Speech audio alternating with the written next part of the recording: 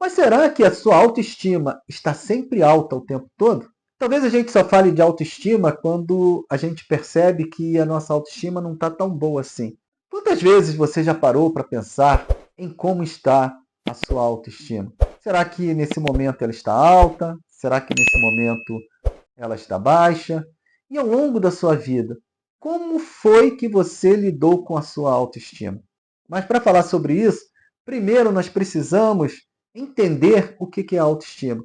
A autoestima é o sentimento de apreço que nós sentimos por nós mesmos, né? É aquele sentimento que nós temos por nós. A autovalorização, a autoconfiança, o amor próprio, tudo isso faz parte da autoestima. E como é que essa autoestima ela é construída em nós? Quando a gente fala desse sentimento de apreço que nós temos por nós mesmos, ele não é de hoje, né? Ele não foi formado hoje, mas ele é um sentimento que já foi formado lá atrás, há muito tempo atrás. E como é que ele foi formado? O primeiro estágio que forma essa autoestima é quando nós somos bebês. É o contato que nós temos com a nossa mãe ou com o nosso cuidador primário. É porque às vezes não tem mãe, né? Mas tem alguém que cuide dessa criança. E o contato desse bebê com esse cuidador é que vai começar a formar a autoestima dessa criança. O segundo estágio é quando essa criança começa a interagir com a sua família.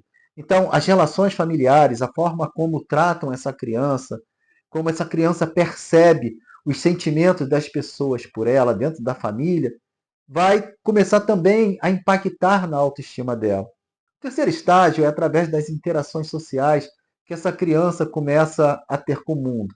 Ou seja, quando ela começa a ir para o colégio, quando ela vai para a igreja, quando ela vai para outros lugares, quando ela começa a se desenvolver, né, que ela começa a frequentar outros ambientes, a forma como ela é tratada ou como ela se sente tratada nesses lugares também vão cooperar para que essa criança tenha uma baixa autoestima ou uma alta autoestima. Diante disso tudo, nós podemos então falar de como essa autoestima é afetada. E, por mais incrível que pareça, a primeira forma de afetar essa autoestima é através dos julgamentos. E muitas vezes quem faz esse julgamento somos nós mesmos. Nós julgamos o nosso desempenho, nós julgamos as nossas virtudes, nós julgamos as nossas qualidades, as nossas faltas de qualidades, e a partir daí a gente começa a ser afetado. Parece que a gente cria na nossa cabeça uma régua que tem uma escala 0 ou 10, né? E a gente está sempre nos julgando diante dessa escala.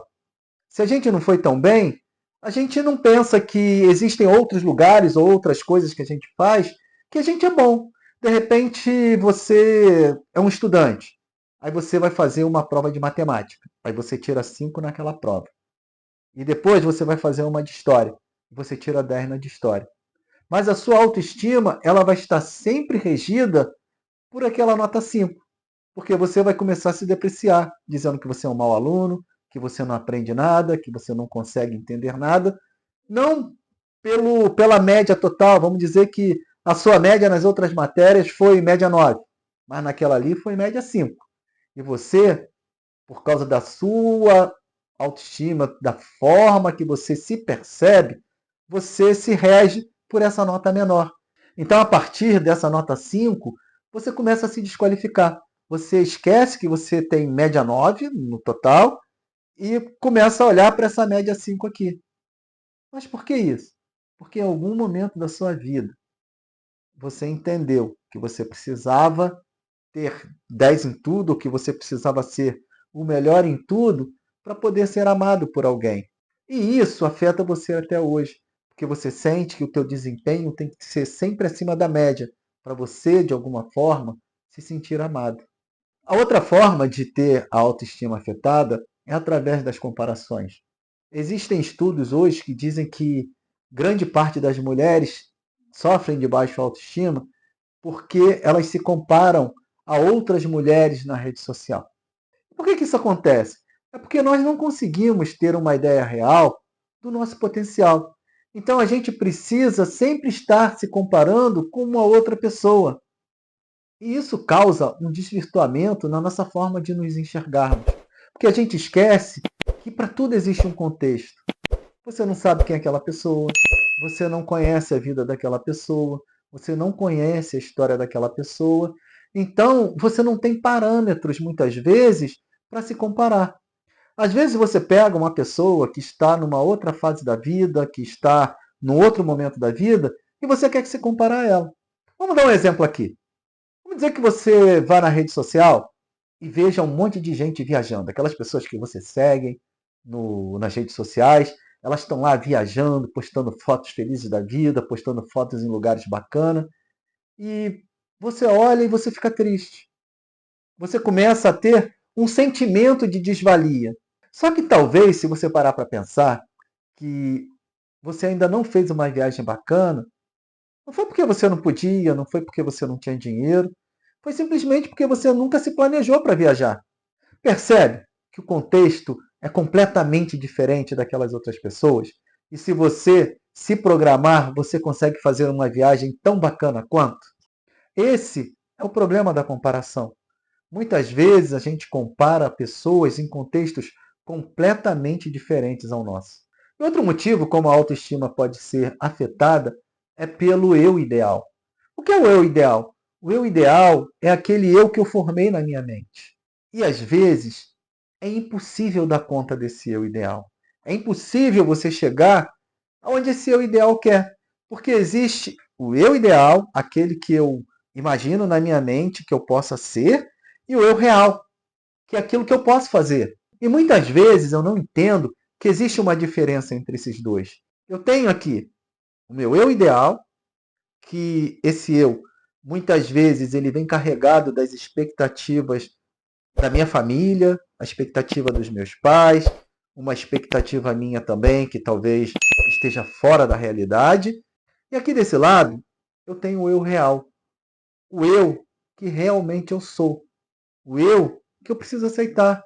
Esse eu, ele tem as minhas virtudes, as minhas não virtudes, as minhas qualidades, as minhas forças, as minhas falhas. Tudo aquilo que eu sou está aqui. Então, eu não posso olhar para esse eu ideal e pensar que eu posso atingi-lo. Eu preciso trabalhar com o meu eu real, me aceitar com as minhas virtudes e com as minhas não virtudes, que somente assim eu vou conseguir ter uma autoestima equilibrada.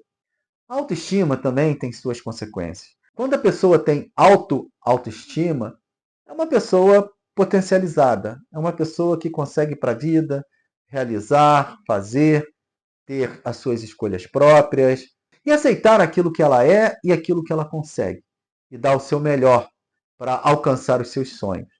Já quando a pessoa sofre de baixa autoestima, não quer dizer que ela vá ficar parada, que ela vai ficar estacionada, que ela não vai alcançar nada na vida. Ela consegue superar vários obstáculos na sua vida. Ela consegue alcançar os seus sonhos, ela consegue realizar os seus projetos. E por que essa pessoa que tem baixa autoestima consegue alcançar muitas coisas na vida? Porque ela, de alguma forma, diz que não vai dar o braço a torcer, que ela vai alcançar os sonhos dela, mesmo que ela esteja com muita raiva para chegar nesse lugar. Por outro lado, alguns comportamentos atrapalham a vida da pessoa que tem baixa autoestima. E muitas vezes ela não entende isso. Muitas vezes ela não sabe. Porque são sentimentos tão sutis que a vida dela não anda, que a vida dela não vai para frente. Quando eu falo sobre isso, eu lembro de algumas coisas que eu já presenciei, que eu já escutei, de pessoas que não sabiam que sofriam de baixa autoestima até começar a fazer análise. Porque elas começaram a perceber que determinados tipos de comportamento que elas achavam que era normal, era simplesmente a baixa autoestima que impedia delas seguirem em frente. O que tem o poder para afetar essa pessoa de tal forma que ela não consegue dar um passo adiante, de forma que ela não consegue vencer? Sabe, foram aquelas vozes que ela escutou no passado. Muitas vezes ela foi chamada de burra, outras vezes ela foi chamada de idiota, que não adiantava ela se esforçar, que ela não ia conseguir alcançar aquilo que ela desejava. Percebe? São vários comportamentos ou são várias palavras que você foi escutando ao longo da sua vida que te trouxe até aí, que te levou a ter uma baixa autoestima. Só que baixa autoestima não é um veredito. A notícia boa é que você pode mudar. Você pode ir para um outro patamar, você pode sair da baixa autoestima para autoestima. E como é que você faz isso? Primeiro, é o autoconhecimento. É saber quem é você. É saber quais são as suas forças, quais são as suas fraquezas, quais são os seus sonhos.